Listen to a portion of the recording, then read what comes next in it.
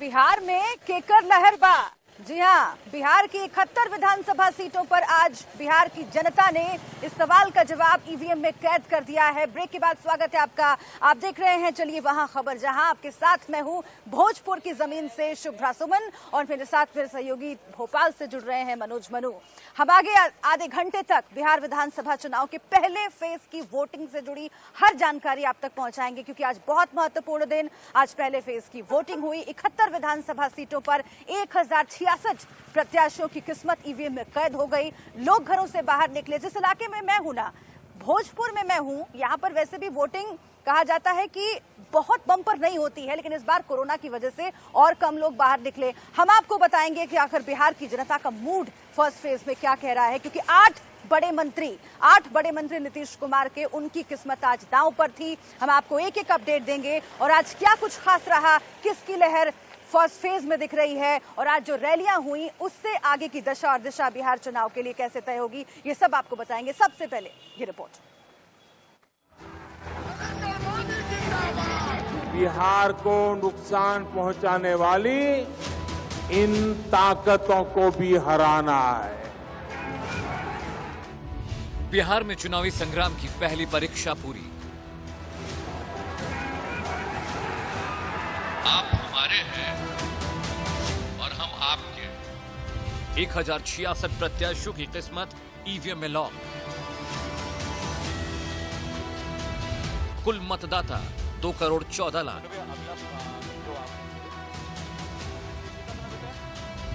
कुल पोलिंग बूथों की संख्या 31,371। सुशासन बाबू के 8 मंत्रियों की इज्जत दांव पर।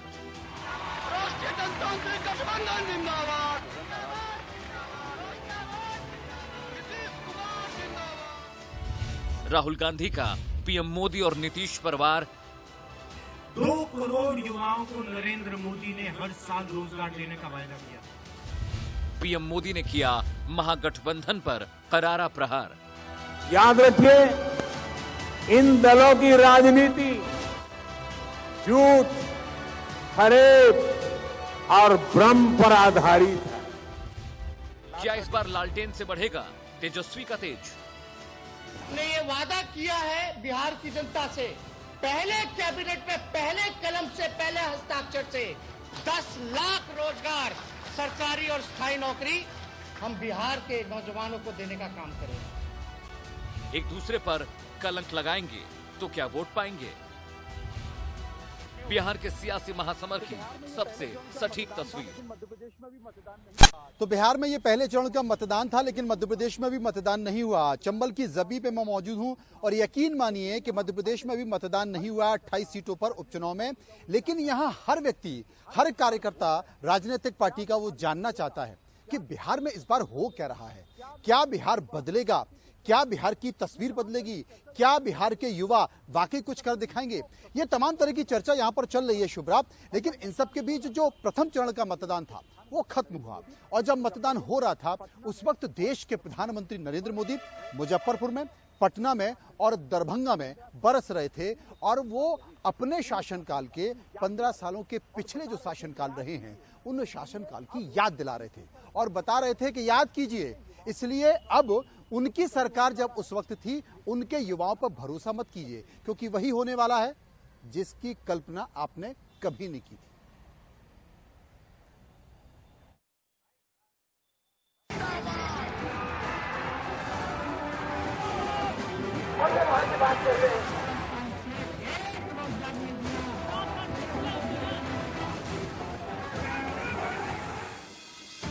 सासाराम, लखीसराय, गया, मुंगेर, आरा, औरंगाबाद, जहानाबाद, पालीगंज, जमुई, बांका, इमामगंज, मोकामा। बिहार में पहले चरण के मतदान के लिए 71 सीटों के लिए वोटिंग हुई।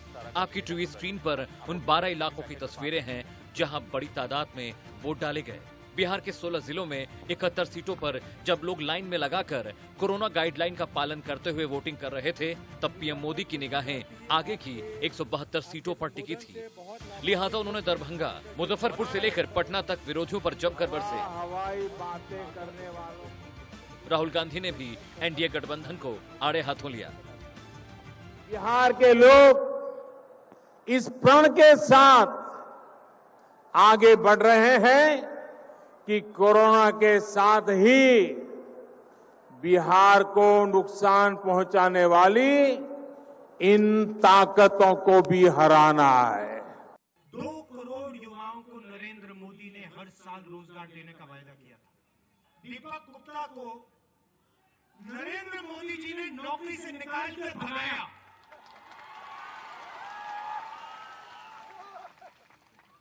दीपक गुप्ता बिहार के लिए काम करना चाहते हैं। आपको बताया जाता है, बिहार के युवाओं को बताया जाता है,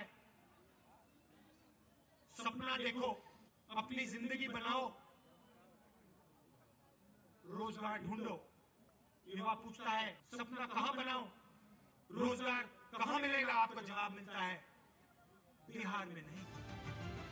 मुजफ्फरपुर की रैली में पीएम मोदी ने कहा कि जंगल राज से बिहार का भला नहीं होने वाला है, तो वहीं तेजस्वी ने भी इसका जवाब दिया। ये समय हवाई बातें करने वालों को नहीं, बल्कि जिनके पास अनुभव है, जो बिहार को एक गहरे अंधेरे से निकालकर यहां तक लाए हैं, उन्हें दोबारा चुनने का ये अवसर है। कहीं ना कहीं से इसमें जो डबल इंजन सरकार का भूमिका पूरी तरीके से रही है। हम तो जानना चाहते हैं कि ट्वीट के अलावा सुशील मोदी जी ने क्या किया है, और जनरल डायर बनने की अनुमति किसने दी? हम राज्य सरकार के गृह मंत्री से, राज्य के उप मुख्यमंत्री बीजेपी के नेता से पूछना चाहते हैं कि जनरल डायर बनने की अनुमति किसने दी? पहले चरण के चुनाव में नीतीश कुमार के 8 मंत्रियों की किस्मत दांव पर लगी है। बीजेपी के दिग्गज नेताओं ने अपने अपने पोलिंग बूथों पर जाकर अपना वोट कास्ट किया। सत्तारूढ़ बीजेपी जेडीयू गठबंधन को महागठबंधन से कड़ी चुनौती की जो सबसे बड़ी वजह बनी है, वो है बेरोजगारी वाले मसले का एक बड़ा चुनावी मुद्दा बन जाना। कोई इधर उधर बाया दाया करने के चक्कर में हो, खूब बढ़िया से समझ लीजिएगा, आप हमारे हैं और हम आपके। हम तो सिर्फ आपको नमस्कार करने आए हैं, प्रणाम करने आए हैं और ये अनुरोध करने आए हैं कि भाई हम तो शुरू से सेवा करते रहे, आपने हमको कोई कम इज्जत दी है? सांसद तक बनाया, क्या इज्जत हमको नहीं दी है? हर प्रकार से इज्जत दी है। जो पार्टी बनाकर हमने काम करना शुरू किया, उसमें कितना आप सब लोगों ने सहयोग दिया, इसलिए हम इसको भूल सकते हैं? जब तक जीवित हैं हम आप लोगों के हित में काम करते रहेंगे, हमको और कुछ नहीं कहना। और यकीनन मौजूदा मुख्यमंत्री का प्रदर्शन बहुत ज़्यादा खराब होने वाला है। आप देखेंगे जिस तरीके से मुख्यमंत्री की बॉडी लैंग्वेज है, जिस तरीके से वो दिन रात गुस्से में रहते हैं, घबराए रहते हैं, ये कहीं ना कहीं दर्शाता है कि मुख्यमंत्री जी को इस बात का एहसास है, आभास है। मुझे आप ही सब के माध्यम से, पत्रकार मीडिया के माध्यम से ही मुझे पता चलता है कि भैया उनकी सीटें दहाई का भी आंकड़ा पार कर लें तो बहुत बड़ी बात होगी। तो जब ये सारी जानकारी मुझे मिल रही है, पत्रकार साथी मुझे दे रहे हैं, तो यकीनन माननीय मुख्यमंत्री के पास भी ये सारी जानकारी होगी। और ये सारी जानकारी से ही मुख्यमंत्री इतने विचलित हैं। इतना तो तय है कि 10 नवंबर के बाद मौजूदा मुख्यमंत्री कभी दोबारा प्रदेश के मुख्यमंत्री नहीं बने।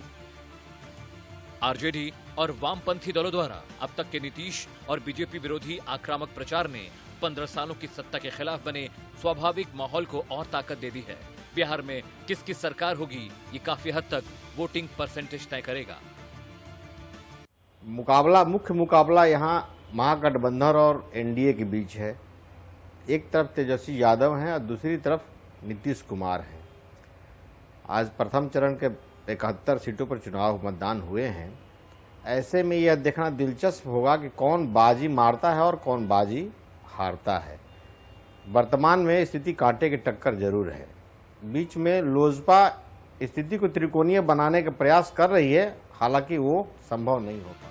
पहले दौर का मतदान जिन विधानसभा क्षेत्रों में हुआ है, वहां 2015 के विधानसभा चुनाव में जेडीयू आरजेडी वाले तत्कालीन गठबंधन को 46 सीटों पर जीत हासिल हुई थी। इनमें से 25 पर आरजेडी और 21 पर जेडीयू के उम्मीदवार विजयी हुए थे। इस बार भी बदले हुए समीकरणों के बावजूद महागठबंधन ने उन सीटों पर काफी उम्मीदें जगा रखी हैं। आरा से शुभ्रा सुमन और गया से राकेश सिंह के साथ अमित सिंह, इंडिया न्यूज। एक तस्वीर आपने देखी, कुछ बयान आपने सुने, लेकिन एक और तस्वीर है जो मैं आपको बताना चाहता हूं। असल में दिल्ली की सत्ता के दो रास्ते हैं, एक बिहार और दूसरा यूपी।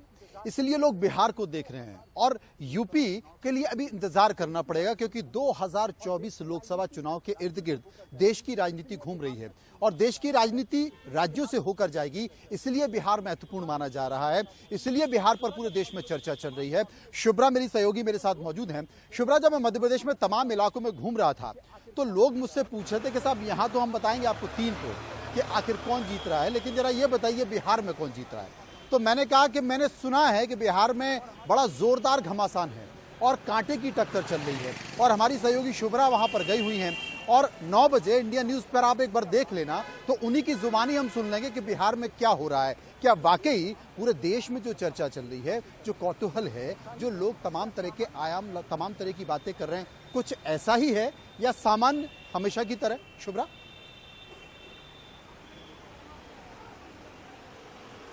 देखिए, आपका जो सवाल है उसका जवाब मैं दूं उससे पहले, चूंकि जिक्र आपने यूपी और बिहार का किया, ये कहते हैं अक्सर जब राजनीतिक पंडितों से हमारी बात होती है, विश्लेषकों से बात होती है, तो अक्सर कहते हैं कि केंद्र की राजनीति का जो रास्ता है, केंद्र की कुर्सी का रास्ता उत्तर प्रदेश से होकर जाता है, लेकिन अगर केंद्र की सत्ता में मजबूत रहना है तो बिहार की सत्ता पर काबिज होना और यहाँ पर मजबूती से खड़े रहना बहुत जरूरी है। ये बात जानती है बीजेपी, ये बात बीजेपी जानती है, ये बात नरेंद्र मोदी जानते हैं, इसलिए पूरी ताकत यहाँ पर लगाई जा रही है। आज भी 3 जगहों पर रैलियां थी और हम देख रहे हैं कि कैसे भीतर खाने कई तरह की खिचड़ी पक रही है। उसमें एलजेपी का एक पहलू है, इसके साथ ही पहलू ये भी है कि नीतीश कुमार की फोटो जो है वो बीजेपी की रैलियों में नदारद हो जाना। तो ये तमाम बातें दिखाता है कि कैसे बीजेपी पूरी ताकत झोंक रही है। एक तरफ महागठबंधन से लड़ रही है और दूसरी तरफ नीतीश कुमार और बीजेपी के बीच में जो अंदर खाने जो कुछ भी चल रहा है वो भी हमारे सामने है। अब रहा आपका सवाल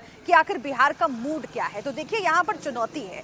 चुनौती 3 तरफ से है, मैं आपको बताती हूँ। एक तो जनता के लिए चुनौती थी, क्योंकि कोरोना काल के बाद ये पहला चुनाव हो रहा था। अब लगातार जहां जहां हम जा रहे हैं, हम खुद लोगों को बता रहे हैं कि देखिए अवेयर रहिए, मास्क पहनिए, सोशल डिस्टेंसिंग का पालन कीजिए। डर नहीं है यहाँ पर लोगों में, लेकिन जब वो पोलिंग बूथ पर जाते हैं, वहां पर जाते ही टेम्परेचर चेक होने लगता है कि भाई तुम्हारा टेम्परेचर अगर ज्यादा होगा तो जाने नहीं देंगे, या फिर मास्क पहन करके आइए, या फिर सैनिटाइजर का पहले इस्तेमाल कीजिए, ग्लव्स लगाइए, उसके बाद जाकर के ईवीएम का बटन दबाइए।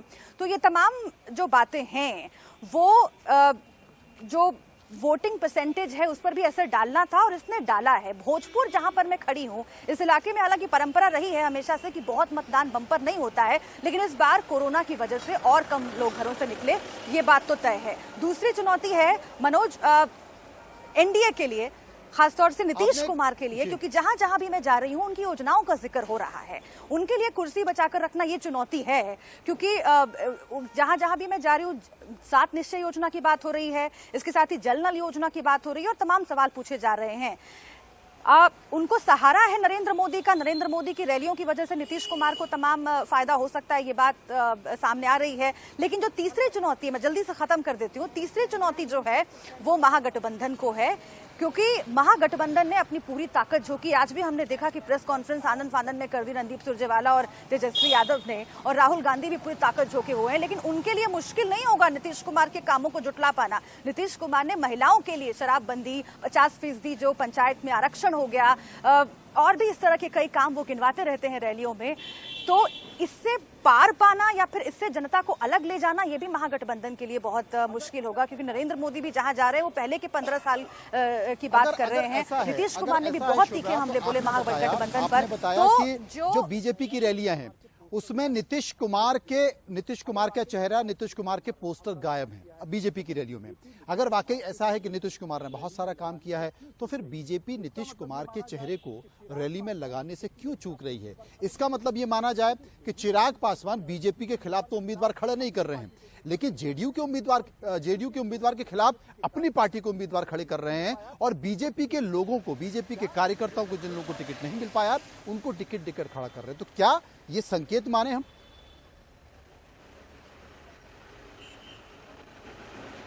बिल्कुल बिल्कुल, ये एक संकेत मान सकते हैं और ये एक स्थिति बन सकती है, क्योंकि चुनाव के बाद कई तरह की स्थितियां लोगों के जहन में हैं और फर्स्ट फेज में जहां जहां भी हम गए वहां पर भी लोग यही कह रहे हैं कि भाई नरेंद्र मोदी पर भरोसा है। नरेंद्र मोदी की रैलियां सेकंड फेज में हो रही हैं, लेकिन यहां पर भी उसको लेकर मुजफ्फरपुर, दरभंगा, पटना, जहां जहां भी नरेंद्र मोदी गए, टीवी पर उनकी जो रैली है, उनका जो भाषण है वो सुन रहे हैं लोग। और एक उम्मीद कहीं ना कहीं बाकी है कि हाँ, विकास अगर कर सकते हैं तो नरेंद्र मोदी ने जैसे राष्ट्रवाद के मुद्दे पर पूरे देश में केंद्र की सत्ता में रहते हुए काम किया है, वैसे बिहार में भी आगे बढ़ा सकते हैं। तो बीजेपी इस बात को जानती है कि राष्ट्रवाद का जो मसला है, जबकि जेपी नड्डा जहां भी रैलियों में जा रहे हैं वो ये बात याद दिला रहे हैं कि कई सालों से, कई दशकों से यहाँ की जो पार्टियां हैं, खासतौर से जो क्षेत्रीय पार्टियां हैं, उन्होंने जाति के आधार पर आपसे वोट मांगा, हम आपसे राष्ट्रवाद के आधार पर वोट मांग रहे हैं। अब इसका असर जनता पर कितना पड़ेगा ये देखने वाली बात होगी, लेकिन ये फैक्टर लगातार बीजेपी के अलग अलग नेता जो है, खासतौर से जेपी नड्डा साहब की अमित शाह नहीं है, प्रधानमंत्री नरेंद्र मोदी पहले की, क्योंकि वहां पर बीजेपी की रैलियों से नीतीश कुमार का चेहरा गायब है और यहाँ चंबल की सभाओं में देख रहा हूँ ज्योतिरादित्य सिंधिया का जो पोस्टर है वो गायब है। भारतीय जनता पार्टी ने जो रथ बनवाया है उसमें शिवराज सिंह चौहान का फोटो, प्रदेश अध्यक्ष बीडी शर्मा का फोटो, ज्योतिरादित्य सिंधिया का फोटो नहीं है। जबकि 22 जो विधायक आए हैं इनमें से 16 विधायक ज्योतिरादित्य सिंधिया के हैं। 28 सीटों पर चुनाव हो रहा है और वो कहते हैं कि हमारी बल्दिया तो ज्योतिरादित्य सिंधिया है। बावजूद इसके थोड़ा सा बीजेपी कट रही है क्योंकि विरोध ज्यादा है। ठीक स्थिति बिहार में है, थोड़ा सा बीजेपी कट रही है क्योंकि मानते हैं कि एंटी इनकम्बेंसी फैक्टर का असर नीतीश कुमार के कारण हो रहा है। माने बिहार की भाषा में सवाल पूछ देती हूँ क्योंकि यहाँ पर मनोज, मैं आपसे बिहार की भाषा में सवाल पूछ देती हूँ क्योंकि यहाँ पर तो खूब चल रहा है कि बिहार में काबा, बिहार में काबा। आप मध्य प्रदेश में हैं, ग्वालियर में हैं, दिन भर आपने नेताओं का इंटरव्यू भी लिया है, उनका भी मूव जाना है। और इससे पहले मध्य प्रदेश की सियासत में जो उठापटक रहा वो पूरे देश ने देखा और लगातार खबरों में भी बना रहा। हमने भी खूब चर्चाएं उस पर की।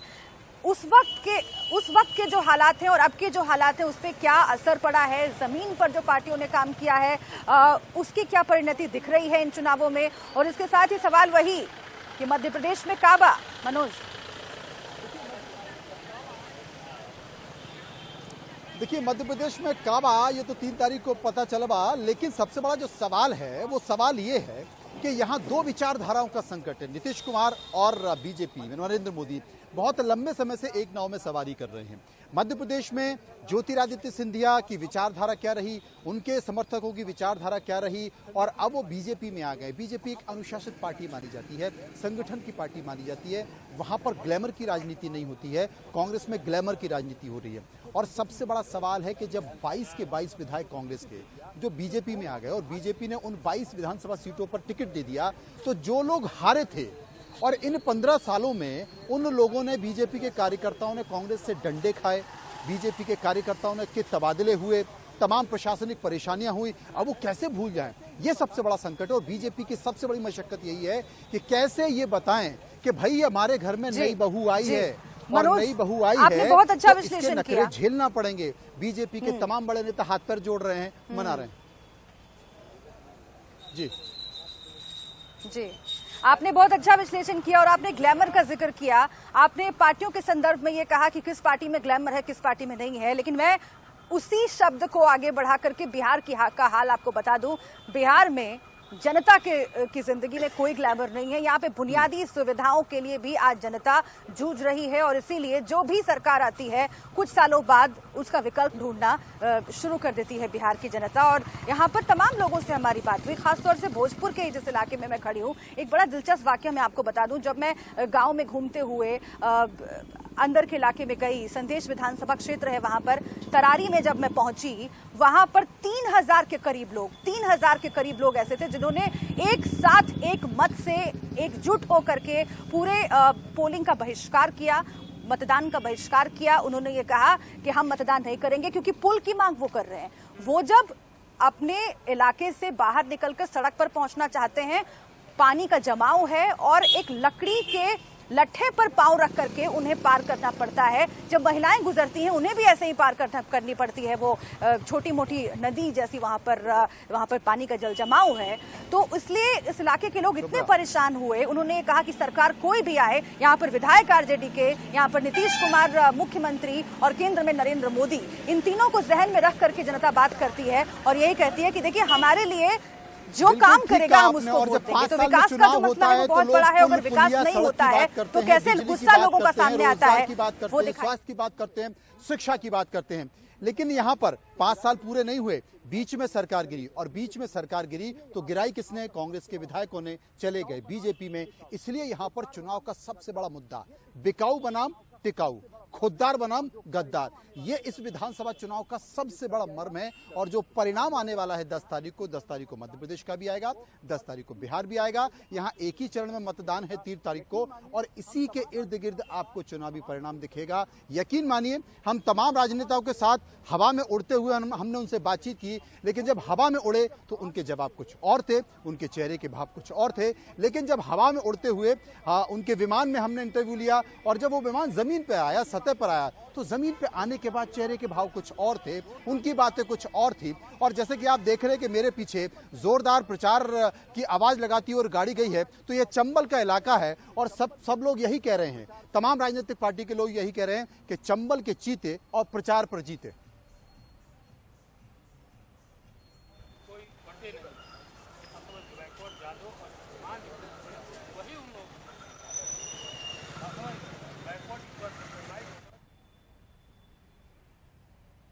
सर क्लोजिंग करिए, क्लोजिंग वो नहीं बोल रहे। तो शुभराज जी हमारे साथ बनी हुई थी, जो हमें बिहार की तमाम तस्वीर को दिखा रहे थे। बिहार का पहले चरण का मतदान खत्म हो गया है और हम इस वक्त चंबल में, मध्य प्रदेश में मौजूद हैं। यहाँ के हाल देख रहे हैं, बड़ा रोचक चुनाव है और कोई इंतजार कर रहा है कि क्या होगा। बहुत सारे समीकरण, तमाम सारे समीकरण जो आपको लगातार हम लोग देते रहेंगे हर रोज 9 बजे। चलिए वहां खबर जहां में आप हमारे साथ जुड़ते रहिए। फिलहाल इस खबरों के सफर में इतना ही, बाकी खबरों के लिए चलते रहिए आप